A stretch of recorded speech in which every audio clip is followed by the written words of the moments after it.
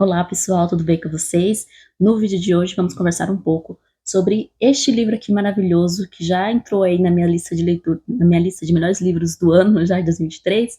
Estamos só em março, né? Mas já tem aqui um favorito do ano, que é o Aprendi com Jane Austen, Como Seis Romances Me Ensinaram sobre Amor, Amizade e as Coisas que Realmente Importam, do William alguma coisa, tá gente? Porque esse sobrenome aqui eu me recuso a tentar falar, porque parece um sobrenome alemão, então melhor não, né? Melhor não. Só sabe que o nome dele é William. O William, na verdade, é um professor universitário. Comenta aqui no final do livro que ele foi dar aula em Connecticut. E esse livro aqui, ele é, assim, muito diferente, talvez, de qualquer outro livro da Jane Austen que eu tenha lido. O mais próximo que eu tenha lido, nesse mesmo estilo, foi o livro da professora Elizabeth Cantor, também, que ela é professora de inglês, que é esse daqui, A Fórmula do Amor. Né? Mas A Fórmula do Amor, que eu já li, inclusive, faz bastante tempo, é um livro muito interessante, muito legal. Ele é mais autoajuda, com um pouquinho de crítica literária, né? No caso aqui, do livro do professor William, ele é um livro de memórias e também com um pouco de crítica literária, assim, mais insights que o autor teve aí ao longo da vida, enquanto ele lia e relia os romances da Jane, e como que ele conseguiu encontrar várias chaves de leituras interessantes para os romances, né? Uma delas ele acaba dando mais ênfase aqui em cada capítulo em que ele trata dos romances, mas o mais bacana aqui é acompanhar essa trajetória dele. Então, o livro começa quando ele começa a contar a história dele a partir da sua juventude, logo quando ele já entra na universidade, né, que ele já começa aí a fazer o curso, se não me engano, é de língua inglesa, né, que ele queria dar aula, muito a contragosto do pai dele, né, que o pai dele queria que ele trabalhasse, fizesse outra profissão, que não fosse ser professor, não é mesmo? Que para o pai ser professor não era lá uma profissão muito boa, muito digna, não é? E ele conta que ele tinha um relacionamento muito difícil com o pai, né? Que ele era um rapaz assim que por muito tempo ele sempre ficou assim muito debaixo das asas do pai. A mãe não tinha muita voz, né? Então, se eu não me engano, eles são aqui uma família de judeus, né? Então pensa naquela família assim, gente, em que a presença do pai é muito autoritária, é muito rígida, né? E aí ele vai contando que ele tinha muita dificuldade nesse relacionamento com o pai dele, e ele tinha muita dificuldade de sair, né? Criar as próprias pernas, criar as próprias asas, ser uma pessoa independente, saber se virar, né? Sem a ajuda do pai, sem a ajuda da mãe. Então ele fala que ele diz mesmo com essas palavras, gente, que ele era um jovem merda por muito tempo. Por muito tempo ele foi um jovem, assim, que não sabia fazer nada, era uma pessoa, assim, completamente dependente de tudo, principalmente da opinião do pai também.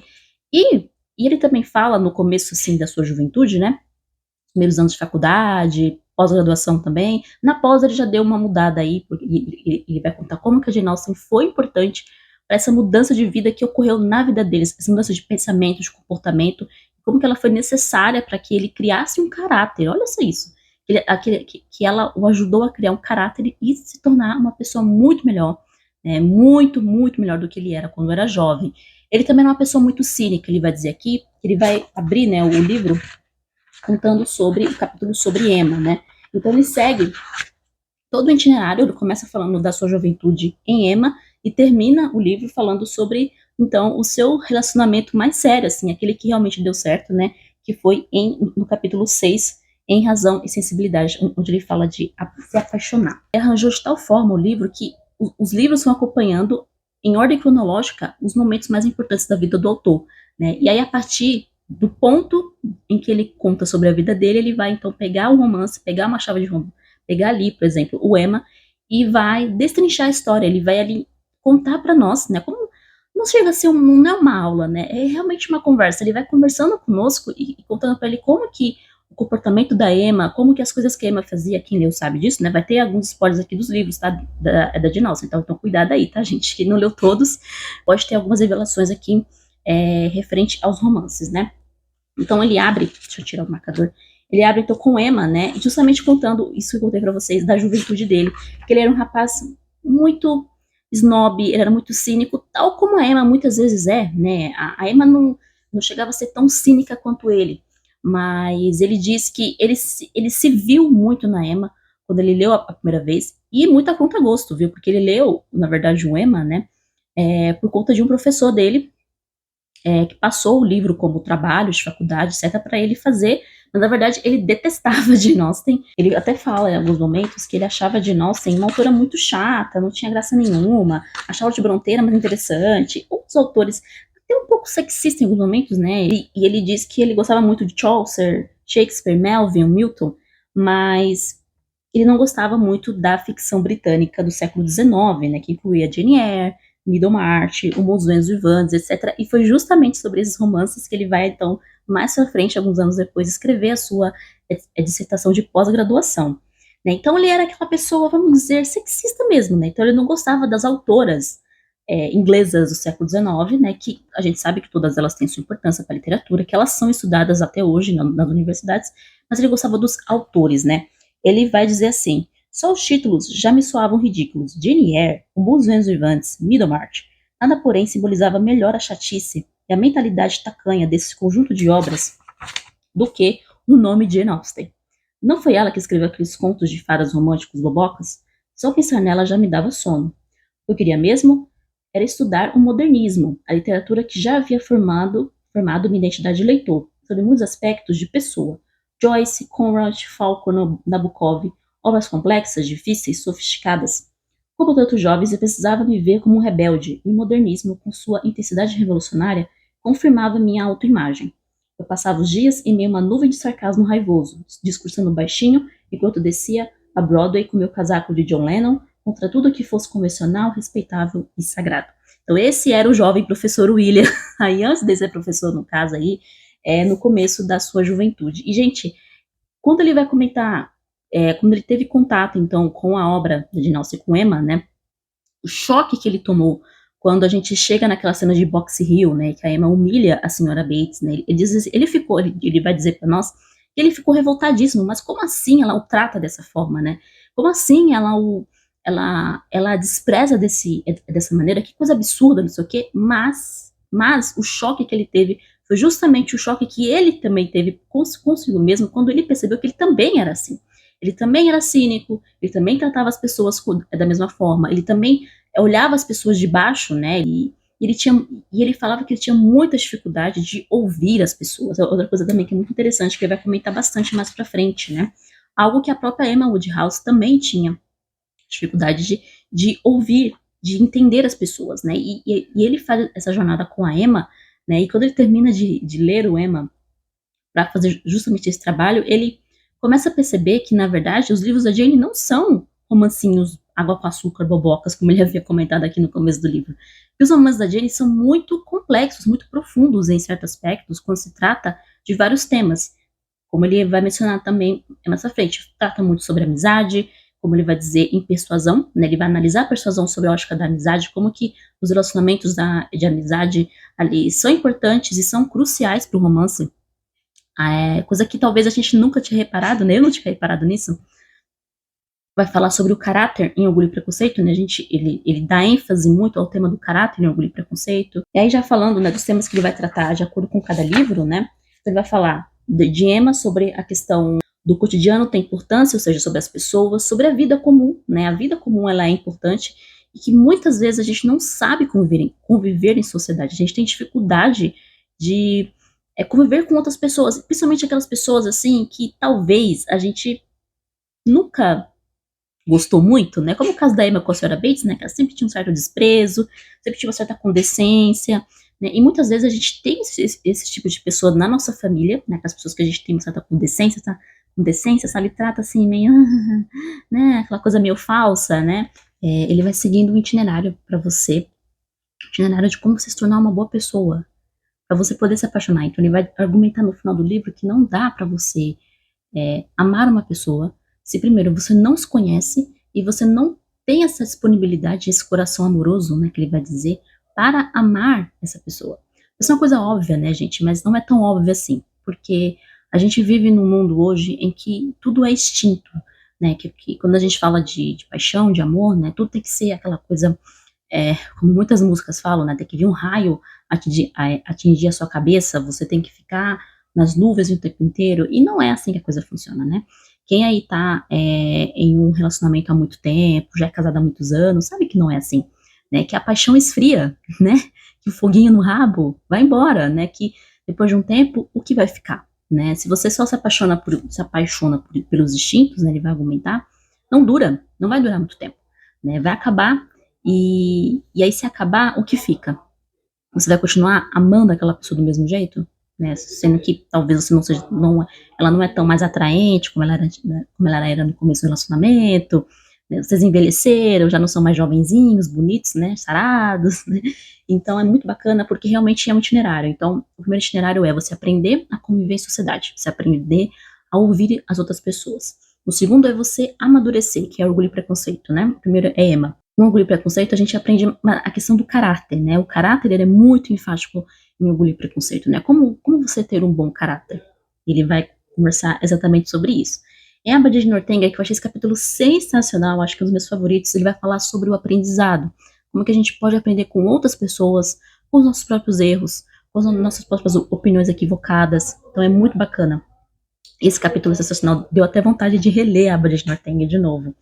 O Mansfield Park, gente, pra mim também foi um capítulo muito legal, porque eu tava morrendo de medo do que ele ia falar de Mansfield Park, né? Porque Mansfield Park, caso vocês não sabem, é um livro controverso entre muitos fãs da Jane, né? Tem gente que adora, tem gente que detesta, tem gente que não gosta, gosta de alguma coisa, gosta de outra. Eu sou daqueles que gostam, sim, tá? Eu aprendi a gostar de Mansfield Park, e acho que toda vez que eu leio, eu tiro alguma coisa nova, né? E Mansfield Park é o nosso livro desse ano, né? Para o de Nelson July. E no capítulo de Mansfield Park, ele vai falar sobre autenticidade, né? Como você ser autêntico. Olha só, você só é autêntico se você tem caráter. Se não tem caráter nenhum, como é que você vai ser autêntico, né? E esse capítulo foi que realmente me fez gostar mais desse livro do professor William do que da professora Cantor. Aqui já é um spoiler, tá, de Mansfield Park. Ela disse que a Fanny não era pra Fanny terminar com o Edmund no final do livro, porque o Edmund não merecia, o Edmund era um homem muito sem graça, muito frígido, essa coisa toda, né? E aqui o professor William não. Ele disse que a primeira vez que ele leu Mansfield Park, ele não gostou tanto, ele achou um livro quase que anti Jane Austen, né? Porque é uma heroína certinha, uma heroína assim, né? Sempre as regras, ela é diferente, muito diferente da Elizabeth, muito diferente da Marianne, né? A mais próxima da Fanny seria a Eleanor, né? A Eleanor e a Anne também, né?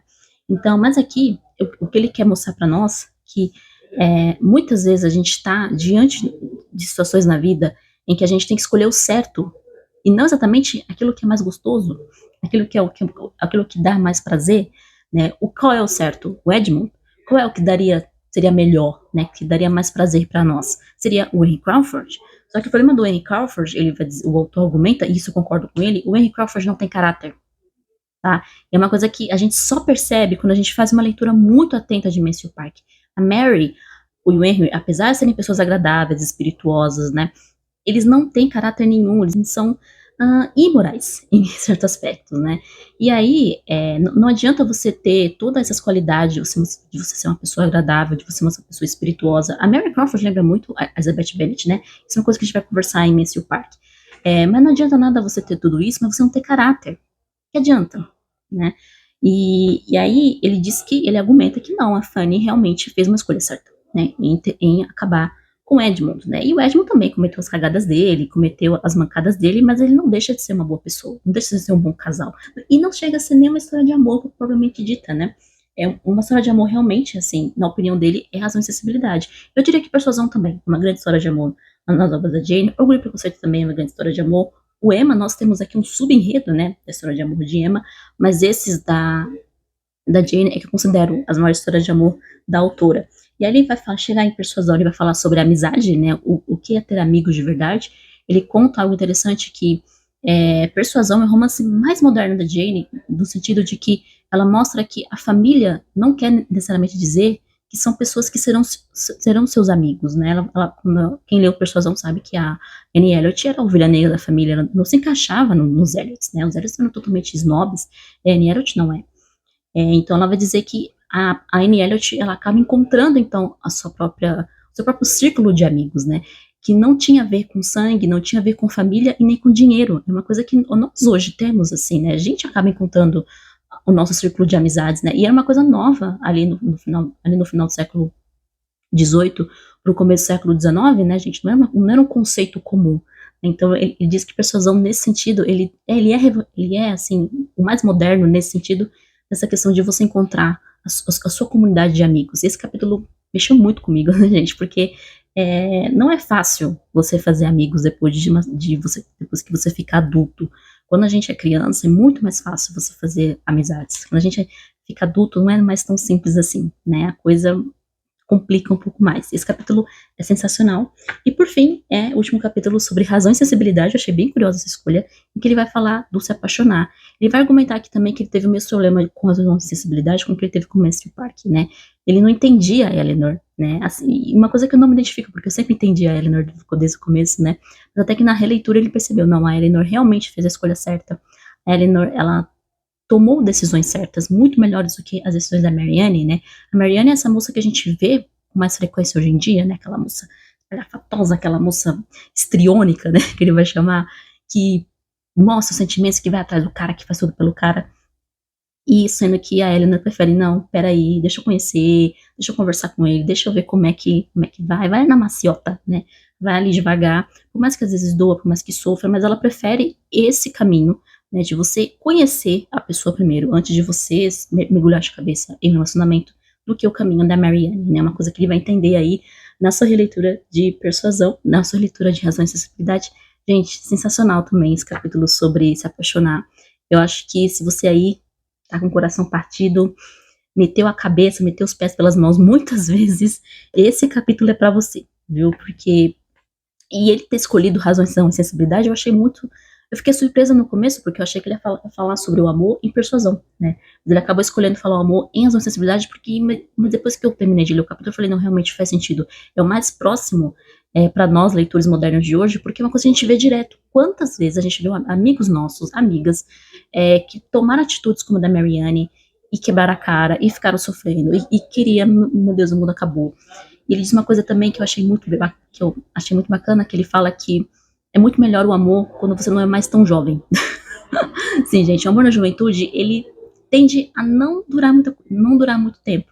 É melhor você se apaixonar de verdade quando você já for mais adulto, mais maduro, talvez você já tenha mais calejado também, você já esteja mais preparado para mergulhar nessa fase da vida, né? Que o amor sempre é associado à juventude. Ah, você tem que ser jovem para amar. A própria Marianne vai dizer, né? Que ela chama o próprio do Coronel Brandon de um velho, sendo que ele só tem 35 anos, gente. Onde que ele é velho? Né? Para nossos padrões, ele não é velho, coisa nenhuma, né? Que esse mito do amor, né? Esse mito do amor eros que a gente vê também na mitologia grega, né? Que vem, o Cupido vem com suas flechas e tá, né? E os apaixonados ficam lá no êxtase, no nirvana, não sei o que mais lá. É um mito, tá? Mitos são histórias, tá certo? E a realidade não é bem assim, né? Então, esse capítulo é sensacional, sensacional para muita gente, principalmente algumas meninas aí, viu, muito novinhas, que quando toma a primeira carcada do cara, o primeiro fora, termina, acha que o mundo vai acabar. Eu já fui dessas também, tá, gente? Não seja essa pessoa. Bom, então, gente, é isso. Eu fico aqui a recomendação de leitura. No final, no último capítulo, ele conta, né, o que aconteceu na vida dele, né, depois ele conseguiu terminar a sua pós-graduação, que ele conseguiu terminar a sua dissertação, né, sobre as autoras inglesas, e ele também vai contar aí que ele teve uma grata surpresa nessa época aí que ele estava terminando a pós, em que ele conheceu uma pessoa, né, então ele vai contar como é que se deu esse relacionamento, e a gente fica realmente investido nesse relacionamento, tá, gente? A gente quer saber, porque a gente se apegou muito ao autor, então vale muito a pena a leitura desse livro. Também recomendo a leitura da Fórmula do Amor, tá? É um pouco mais longo, talvez não é tão fácil de achar quanto esse, mas também recomendo, vai falar também, principalmente, também vai falar sobre relacionamentos, no romance da Jane, sobre amizade, o amor principalmente, né, o amor aqui é a ênfase, e aqui ele vai tratar, né, não só do amor, mas também vai falar do caráter, da amizade, vai falar também da autenticidade, etc. Muito rico, gente, muito rico mesmo. Então fica aí a dica de leitura, a gente se vê então no próximo vídeo, beijo pra vocês, até mais.